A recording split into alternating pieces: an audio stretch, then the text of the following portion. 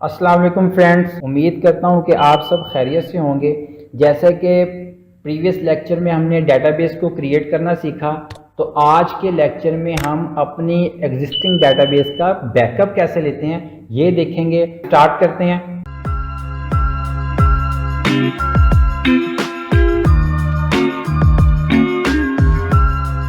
तो यहाँ पर ओपन करेंगे एसक्यूएल सर्वर मैनेजमेंट स्टूडियो। तो ये मेरे सामने आ गया एसक्यूएल सर्वर मैनेजमेंट स्टूडियो और इसको मैं ओपन करूँगा। ये मैंने इसको ओपन कर लिया। ये देखें एसक्यूएल सर्वर 2012 मैनेजमेंट स्टूडियो। तो ये मेरे पास ओपन हो गया और मेरे पास ये इसका पासवर्ड पूछेगा, तो मैं यहाँ पर पासवर्ड दे देता हूँ। जैसा कि मैंने प्रीवियस लेक्चर में भी बताया था कि जब हमने एसक्यूएल सर्वर को इंस्टॉल किया था तो हमने उसको मिक्स मोड में इंस्टॉल किया था और ऐसे का पासवर्ड डिफ़ाइन किया था। ठीक है, तो ये यहाँ पर लॉगिन के टाइम पे वही पासवर्ड देना होता है। आपने अगर विंडोज ऑथेंटिकेशन में इंस्टॉल किया था तो आप फिर यहाँ पर विंडोज ऑथेंटिकेशन ही सिलेक्ट करेंगे यहाँ से और कनेक्ट करेंगे। ठीक है, मैंने ऐसे का पासवर्ड डिफाइन किया था तो मैं यहाँ पर ऐसे का पासवर्ड दे के इसको कनेक्ट करता हूँ। तो ये देखें मेरे पास ये कनेक्ट हो गया और कनेक्ट होने के बाद मेरे पास ये स्कूल की डेटाबेस अवेलेबल है। तो आज के लेक्चर में हमने डेटाबेस का एग्जिस्टिंग डेटाबेस का बैकअप कैसे लेना है इसको देखना है। तो इसको बैकअप लेने से पहले, जैसे कि मैंने आपको प्रीवियस लेक्चर में बताया था कि आप जब डेटाबेस क्रिएट करते हैं तो आपने अपनी डेटाबेस की लोकेशन जो है, जो सेविंग की लोकेशन है, वो सी ड्राइव नहीं रखनी। सी ड्राइव ना रखने की रीज़न यही होती है कि आपको विंडोज़ अगर दोबारा करनी पड़ जाए तो, या फिर आपकी उसमें सी ड्राइव आपकी क्रैश हो जाए या एसक्यूएल क्रैश हो जाए, कोई भी रीज़न हो सकती है, तो आपकी डेटाबेस जो होती है वो भी साथ किसी मसले का शिकार हो सकती है। ठीक है, तो इन चीज़ों से बचने के लिए हमने क्या किया था, हमने अपनी डेटाबेस को डी ड्राइव में सेव करवाया था। तो जैसे मैंने डेटाबेस को डी ड्राइव में हमने सेव करवाया, तो इसी तरह हम क्या करेंगे, हम अपनी डेटाबेस का जो है बैकअप जो लेंगे वो भी सी ड्राइव में नहीं रखेंगे, उसको हम डी ड्राइव में रखेंगे ताकि हमारी जो डेटाबेस है वो भी सेव रहे। और जो डेटाबेस का जो बैकअप लेंगे डेली बेसिस पे, एक्चुअली होता क्या है कि जो एडमिनिस्ट्रेटर होते हैं, जो सिस्टम एडमिनिस्ट्रेटर होते हैं, इनकी डेली बेसिस पे एक ड्यूटी होती है कि, और ड्यूटी भी है, एक अच्छी हैबिट भी है कि आप अपनी डेटाबेस का जो है वो बैकअप डेली बेसिस पे लिया करें। क्योंकि किसी भी ऑर्गेनाइजेशन का, किसी भी कंपनी का जो डाटा होता है वो बहुत ज़्यादा इंपॉर्टेंट होता है। तो इस डाटे को संभाल के रखना और किसी ऐसी जगह पे सेव करवाना जहाँ के अगर कभी कोई प्रॉब्लम हो भी जाए तो आपको वहाँ से उसकी एक कॉपी रिसीव हो जाए, कॉपी मिल जाए और आप अपनी डेटाबेस को दोबारा से रीस्टोर करवा सकें।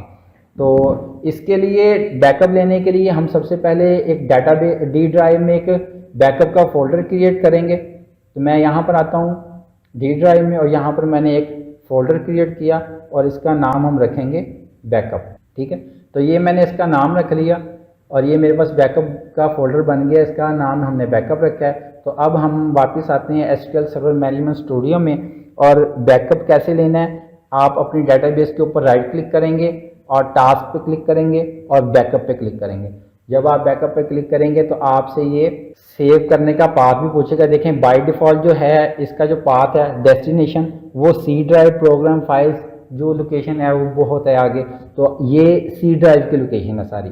आपने सी ड्राइव में इसको सेव नहीं करवाना, जैसे कि मैंने बताया कि हम डी ड्राइव में सेव करवाएंगे। तो इसको मैं रिमूव करवा रहा हूँ और यहाँ पर अपनी न्यू लोकेशन ऐड करवा रहा हूँ। तो ऐड पे क्लिक करेंगे और यहाँ पर हम इसका पाथ देंगे जो कि मैंने डी ड्राइव में इसका फोल्डर बनाया बैकअप का। तो यहाँ पर मैं बैकअप के फोल्डर पे क्लिक करूँगा, ये मैंने क्लिक कर दिया और नीचे हमने बैकअप का नेम देना है। तो मेरी जो है डेटाबेस वो स्कूल के नाम से है, स्कूल बैकअप और आज की डेट दे देते हैं। ठीक है, स्कूल बैकअप और आज की डेट दे दी ताकि नेमिंग कन्वेंशन है, ताकि आपको याद भी रहे कि ये किस डेटाबेस का बैकअप है और किस डेट का बैकअप है।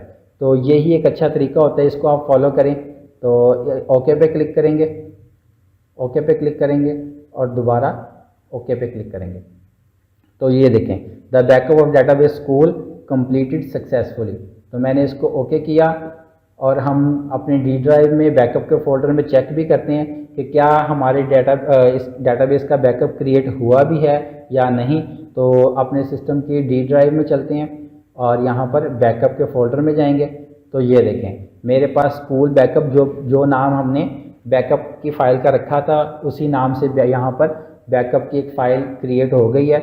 और बहुत इम्पॉर्टेंट बात कि आपने अपनी इस डेटाबेस का जो बैकअप लिया है, इस बैकअप को आपने इसी सिस्टम में नहीं रखना। डी ड्राइव में है ये अच्छी बात है, लेकिन इसके अलावा आप इसको अपनी किसी पेन ड्राइव में रखें, गूगल ड्राइव पर रख लें और किसी और सिस्टम में भी आप सेव करवा सकते हैं। इन केस आपका सिस्टम क्रैश हो जाता है, आपकी डेटाबेस क्रैश हो गई, आपकी विंडोज़ क्रैश हो गई, आपका जो पूरा पीसी है, पूरी मशीन जो है वो ख़राब हो गई है और हार्ड डिस्क भी रिकवर नहीं हो रही, तो जो आपने कॉपी किसी पेन ड्राइव में या किसी और सिस्टम पे रखी होगी, तो आप वहाँ से वो कॉपी लेके, बैकअप की फ़ाइल लेके, तो उसको आप रिस्टोर कर सकते हैं।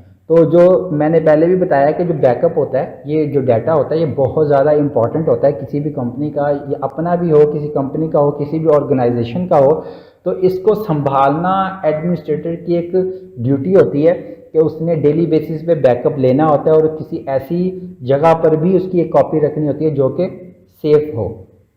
तो आप जब भी बैकअप लें तो उसको अपनी डी ड्राइव में सेव करवाएं और अपनी किसी पेन ड्राइव और किसी दूसरे सिस्टम पर या किसी गूगल ड्राइव पर या किसी भी ड्राइव में आप उसको सेव रखें, ताकि आपके पास इन केस इमरजेंसी में आपके पास बैकअप की एक और फाइल अवेलेबल हो और आप उसको रीस्टोर कर लें। तो नेक्स्ट लेक्चर में इंशाल्लाह हम इसी बैकअप को, इन केस अगर हमारा सिस्टम क्रैश हो जाता है और हमने बैकअप को वापस रीस्टोर कैसे करवाना है, तो नेक्स्ट लेक्चर में हम इसको कवर करेंगे।